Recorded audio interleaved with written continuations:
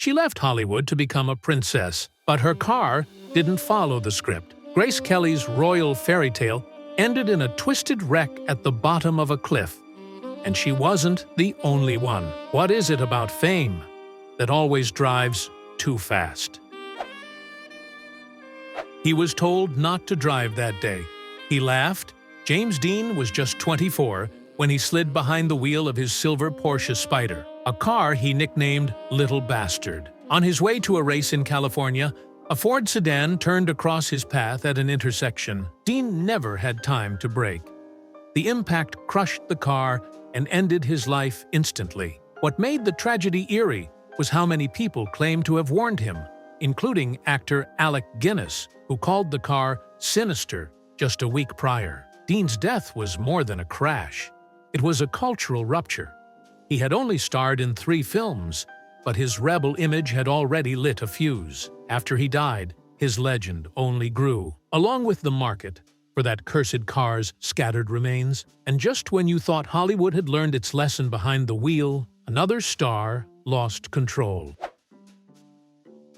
He joked that the car was faster than death. Death took that personally. Albert Camus, the Nobel-winning philosopher who questioned the absurdity of life, died in a crash so ironic it still chills readers today. In January 1960, Camus accepted a last-minute ride with his publisher in a sleek Volkswagen, opting out of a train ticket he'd already purchased.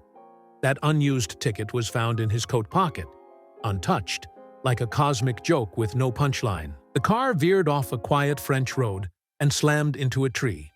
Camus was killed instantly. His briefcase, containing an unfinished manuscript, was found in the wreckage. For a man who wrote about the randomness of existence, the ending felt scripted by the universe itself. France lost a voice that dared to challenge it, and the literary world was left wondering, what else had he been about to say? But some deaths came with cameras rolling, and prophecies whispered. The fairy tale ended with a scream, and then silence. Grace Kelly was no stranger to cameras, but the final flash came from shattered glass on a Monaco cliffside. In 1982, while driving with her daughter Stephanie, the Princess of Monaco suffered a stroke behind the wheel. Their car veered off a winding mountain road, flipping through the air before crashing into the rocks below. Grace died the next day. Stephanie survived, but with scars the press refused to leave alone. The world mourned the loss of Hollywood royalty turned real royalty. But behind the palace walls, questions lingered. Was it really just a stroke? Was the pressure of royal life catching up to her? The woman who once captivated Hitchcock and an entire generation was buried beneath roses and rumor. But if hers was a royal tragedy, the next death would be a philosophical punch to the gut, one even fate seemed to rehearse. She felt something following her and filmed it. Lisa Left Eye Lopes, the electric heartbeat of TLC, wasn't just taking a road trip through Honduras in 2002. She was on a spiritual retreat, filming a documentary about healing, ancestors, and unseen energy. But in the days leading up to her death, the footage grew eerie. Car crashes, strange symbols, even a local boy who died in an accident eerily similar to her own. She said something was after her. Then came the final day.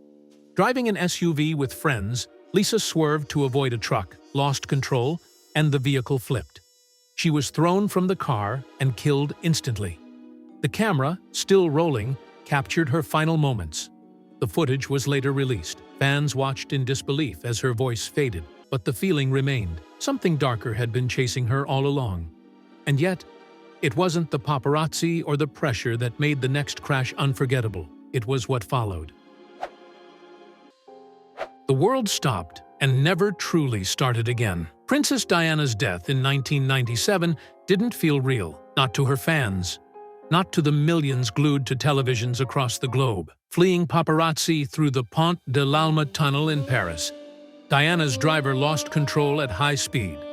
The car slammed into a pillar. Diana, her partner Dodi Fayed, and the driver were all killed. Only her bodyguard survived. But it wasn't just a crash. It was a conspiracy magnet.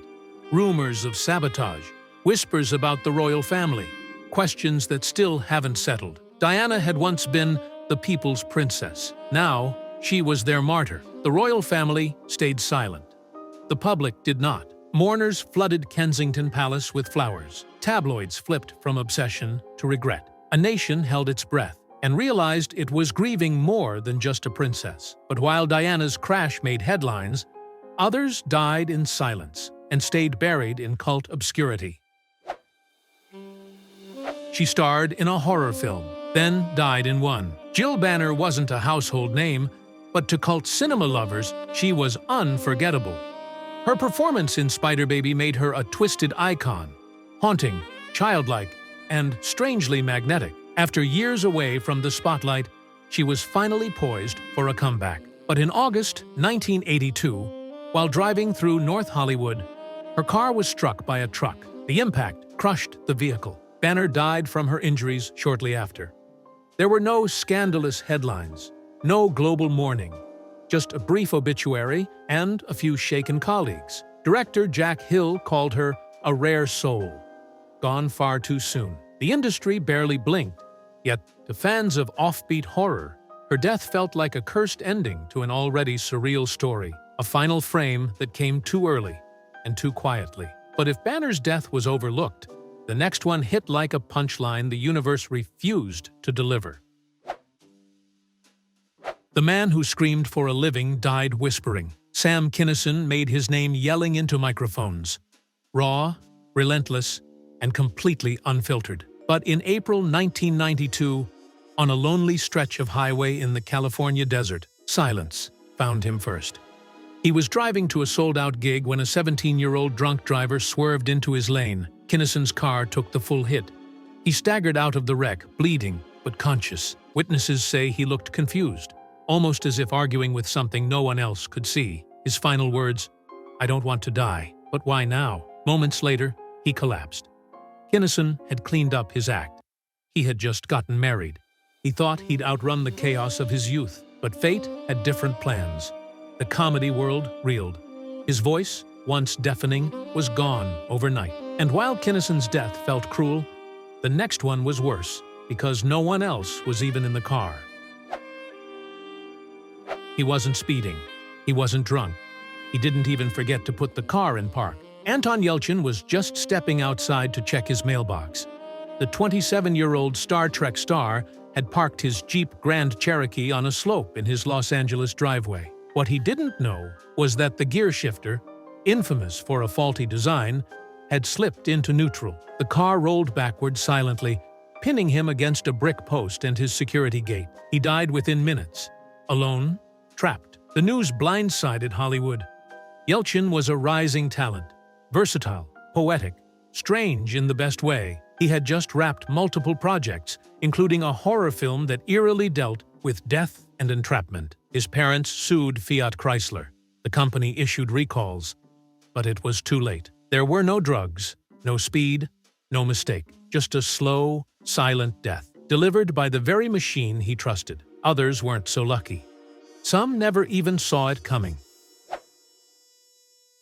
She was supposed to be the next Marilyn. Instead, she became a roadside ghost. Belinda Lee had the look, the poise, and the rising stardom to rival Hollywood's greatest.